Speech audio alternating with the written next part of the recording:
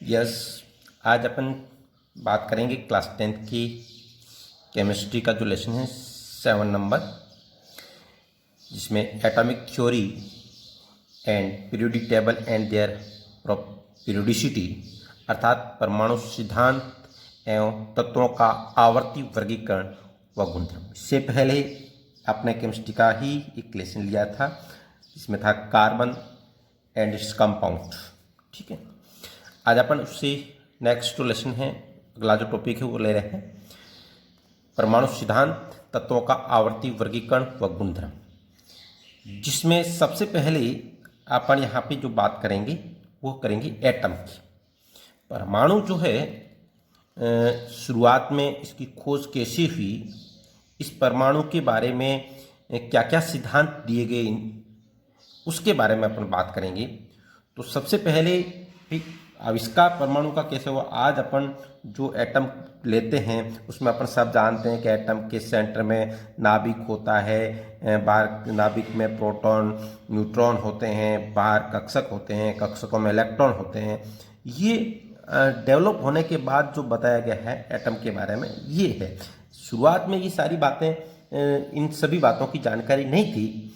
तो प्रारंभ में सबसे पहले जो एटम के बारे में अपन बात करें शुरुआत के अंदर, तो परमाणु सिद्धांत, जिसमें अपने कहा है एटॉमिक जो थ्योरी है, परमाणु सिद्धांत है, वो क्या क्या है उसकी अपन बात करेंगे। तो सबसे पहले जिसे लिखा गया है डाल्टन का परमाणु सिद्धांत। सबसे पहले डाल्टन ने बताया था।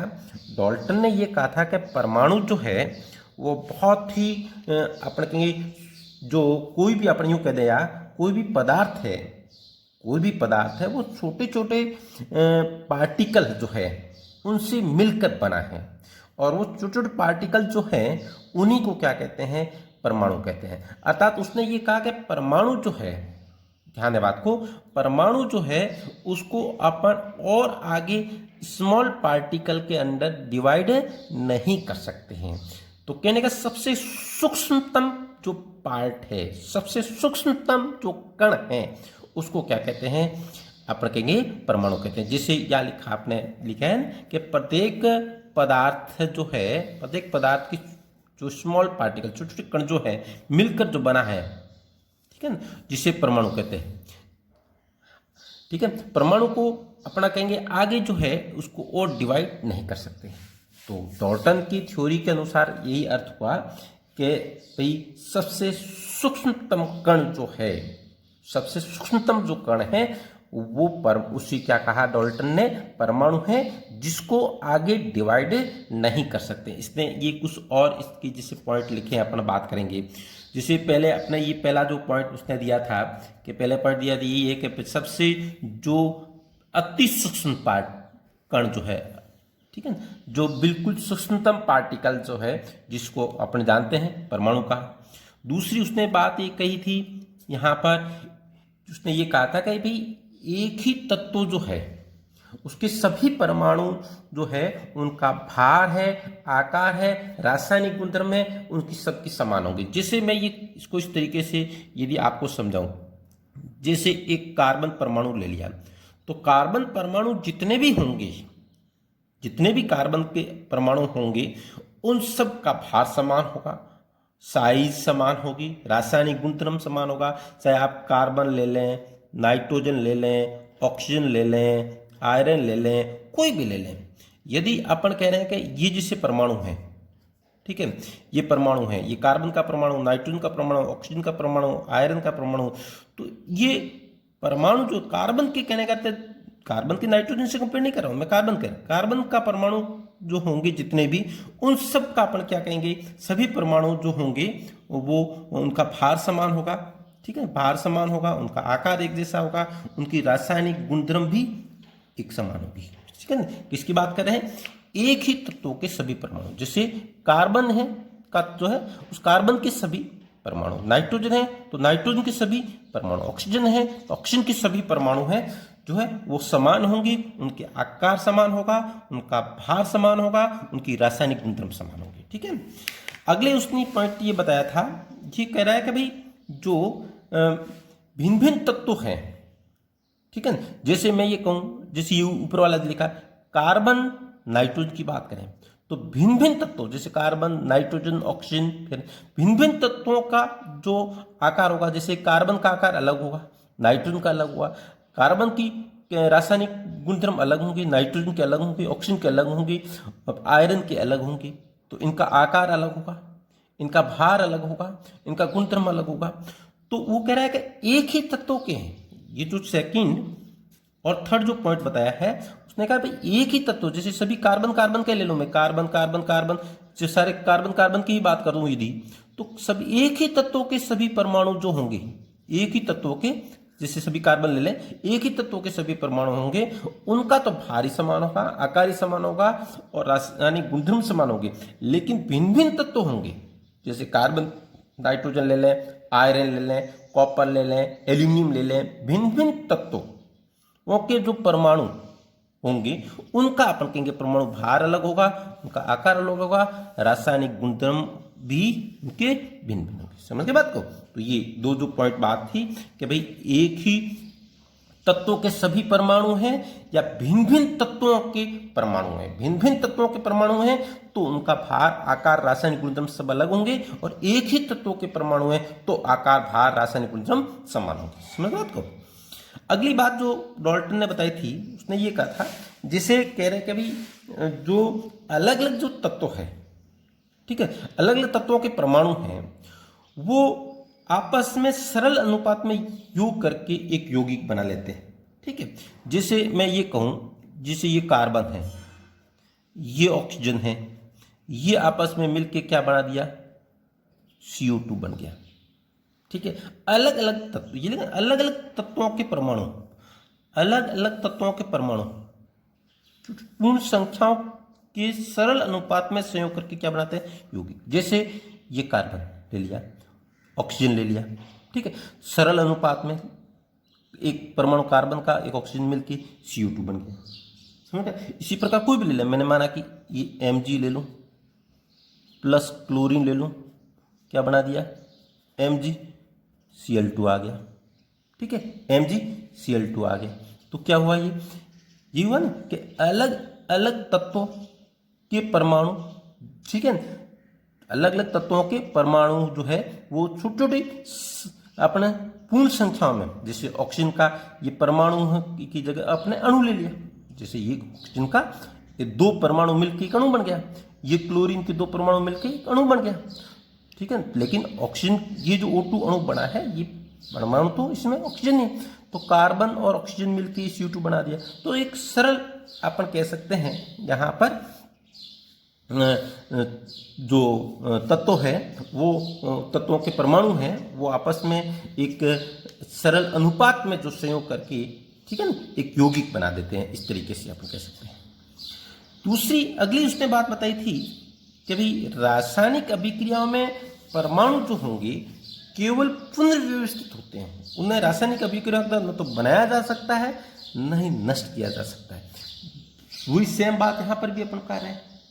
ठीक है, जैसे कोई भी ले लूँ मैं यहाँ पर, सपोज मैं लेकर आऊँ, परमाणु पुनर्विनिष्ट होते हैं, उन्हें रासायनिक अभिक्रिया के द्वारा, जैसे एक कंपाउंड ले लूँ मैं यहाँ पर, जिंक ऑक्साइड को कार्बन के साथ रिएक्शन करा दूँ तो क्या बना, जिंक बना, और यहाँ पे क्या बना, CO। तो यहाँ पे कार्बन था और यहाँ कार्बन किस रूप में आ गया, CO के रूप में आ गया। समझ गए बात को? तो कहने करते हैं यहाँ जिंक जो तत्व यहाँ ऑक्साइड के रूप में, यहाँ जिंक ही आ गया। तो कहने करते हैं कि रासायनिक अभिक्रियाओं में परमाणु जो होंगे वो परमाणु मुक्त अवस्था में हो सकता है, या वो परमाणु किसी के साथ संयोग करके यौगिक के रूप में हो सकता है।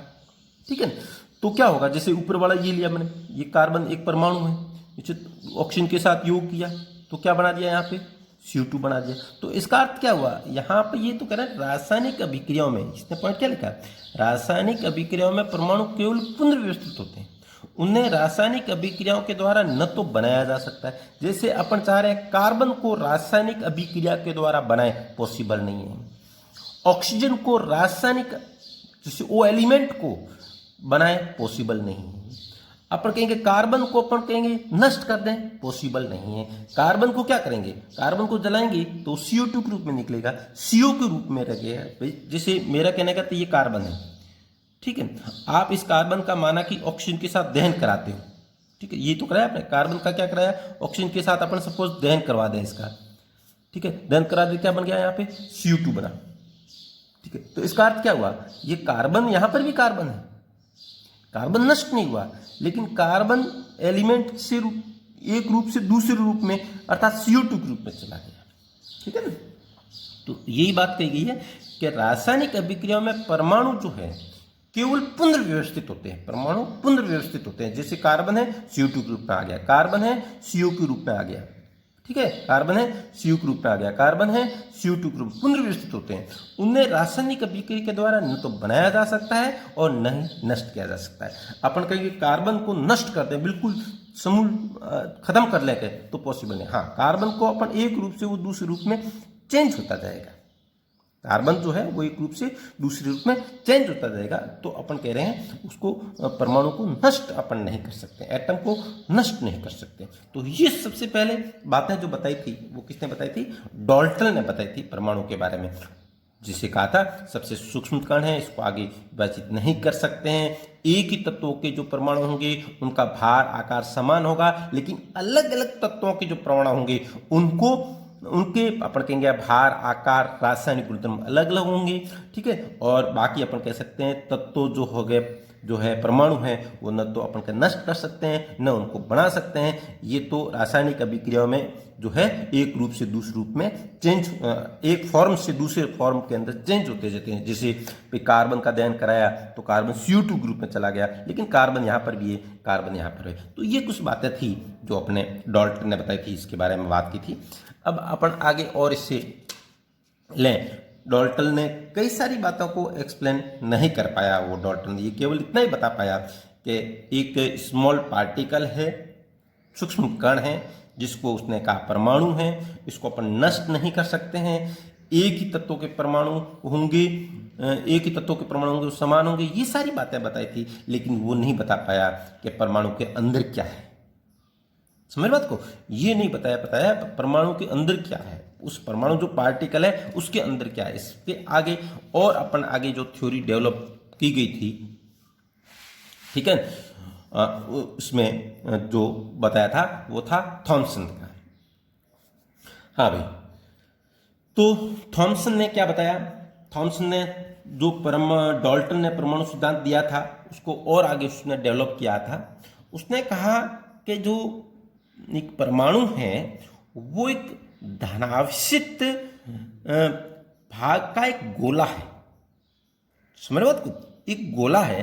उसने कहा ना, उसने इसकी जो त्रिज्या होती थी, यहाँ पे परमाणु का आकार बताया था, वो है 10⁻, कितना हो गया यहाँ पे 10⁻⁻10 मीटर।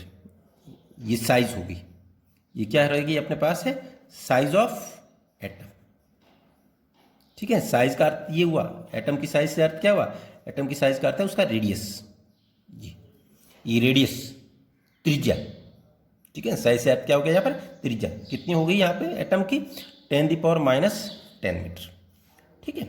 हाँ, तो अपन कहेंगे थॉमसन जो मॉडल था, थॉमसन मॉडल, उसने क्या बताया, परमाणु जो है एक, ये जैसे परमाणु एक ये एटम है, उसने ये कहा ये जैसे एटम लिया आपने, ठीक है, ये धनावेशित भाग का एक गोला है, ये धनावेशित भाग का गोला, इस प्रकार उसने बताया कि ये धनावेशित भाग का एक गोला है यू, ठीक है, ये धनावेशित भाग का एक गोला है, ठीक है।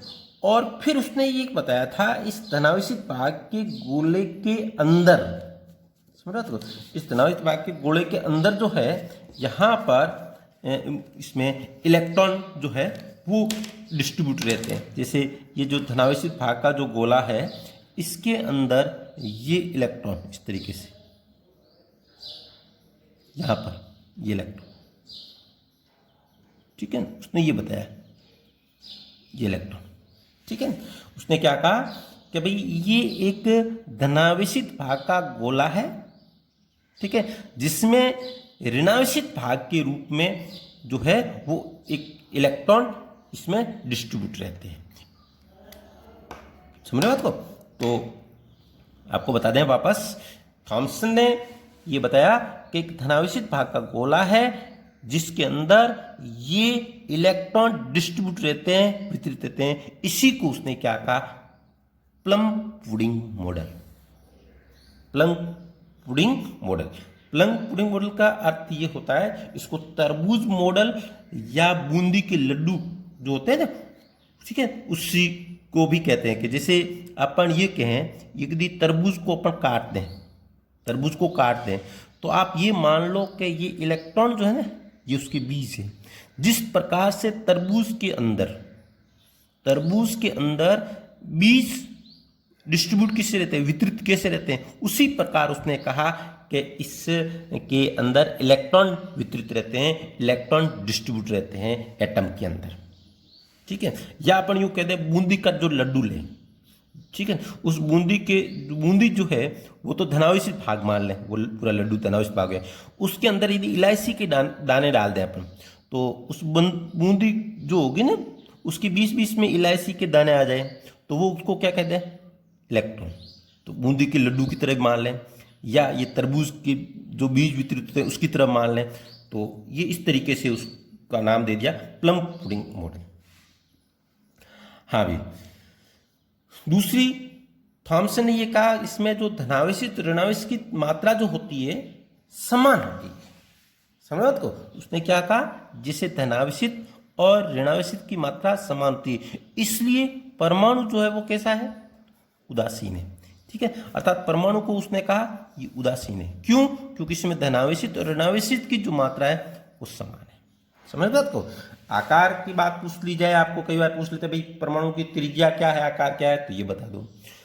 पूछ ले भी थॉमसन का मॉडल क्या है, तो आप कह सकते हो एक धनावेशित एक गोला है, जिसके अंदर अपन कहेंगे इलेक्ट्रॉन, ऋणावेशित इलेक्ट्रॉन जो है वो उसमें वितरित रहते हैं। इस मॉडल को प्लम पुडिंग मॉडल भी कहते हैं। और धनावेशित और ऋणावेशित की मात्रा समान होती है, इसलिए ये जो है वो कैसा होगा, उदासीन होगा, न्यूट्रल होता है, ठीक है। ये बात किसने बताई, थॉमसन ने बताई। समझ गए बात को। अब ये बताने के बाद में भी इसमें काफी कुछ कमियां रह गई थी। समझ बात को, इसमें कुछ कमियां रहेगी। कमियां क्या रही, कि भाई धनावेशित ऋणावेशित भाग है ना, ये आपस में एक दूसरे से कैसे बंधा हुआ है। ये इलेक्ट्रॉन और प्रोटॉन आपस में एक दूसरे से किस फोर्स के द्वारा, किस अट्रैक्शन फोर्स के द्वारा, किस बल के द्वारा आपस में बंधे हुए जुड़े रहते हैं, इस बात को ये नहीं बता पाया, जो ये पहली कमी रहेगी इसकी।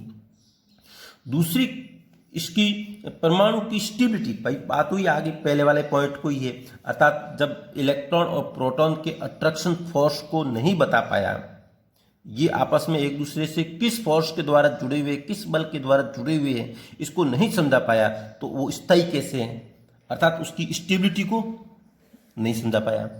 समझ बात को। एक के अंदर इलेक्ट्रॉन प्रोटॉन है, तो ये किस फोर्स के द्वारा जुड़े हैं, ये स्थायी कैसे हैं, इसको नहीं समझा पाया। दूसरी बात तो ये है कि इसने नाभिक के बारे में, आप जानते हो कोई भी परमाणु उसका नाभिक होता है, लेकिन थॉमसन के समय, उस समय तक नाभिक के बारे में कोई भी बात नहीं हुई। तो इस मॉडल के अंदर परमाणु के नाभिक के बारे में भी अपन कहेंगे कुछ भी नहीं बताया गया, ठीक है। तो ये कुछ कमियां थी, अर्थात उस समय तक पूर्ण रूप से एटम के बारे में डिस्कवरी नहीं हुई। थॉमसन तक बात करें, थॉमसन तक एटम के बारे में पूर्ण रूप से डिस्कवरी नहीं हुई। हाँ, जो डाल्टन था उससे थोड़ी सी बात ज्यादा निकल के आई। थॉमसन ने तो केवल इतना ही कहा, डाल्टन ने तो केवल इतना ही कहा था कि एक सूक्ष्मतम कण है, ठीक है, जिसको आगे अपन डिवाइड नहीं कर सकते। लेकिन थॉमसन ने कहा एक सूक्ष्म कण तो है ही, लेकिन उसने एक और बात बताई कि इसके अंदर नेगेटिव पॉजिटिव चार्ज है। तो बात सही, ठीक है, नेगेटिव पॉजिटिव चार्ज है, लेकिन ठीक है, लेकिन इसको पॉजिटिव कहाँ, ये प्रॉपर नाभिक है नहीं है, इस बात को ज़्यादा एक्सप्लेन ये नहीं कर पाया। तो ये इसकी कुछ कमियां रह गई है। इसको आगे और यदि आप कहते हो तो अगले मॉडल में पढ़ेंगे। उसके बाद में रदरफोर्ड ने मॉडल दिया था एटम का, रदरफोर्ड के बाद बोर ने मॉडल दिया था। तो ये धीरे धीरे एक के बाद एक वैज्ञानिक आया, उसने एटम के बारे में खोज की और ज़्यादा बताया कि भाई एटम किस तरीके का क्या हो सकता है। तो अगले के अंदर अपन बात करेंगे रदरफोर्ड मॉडल और बोर मॉडल के बारे में। Thank you.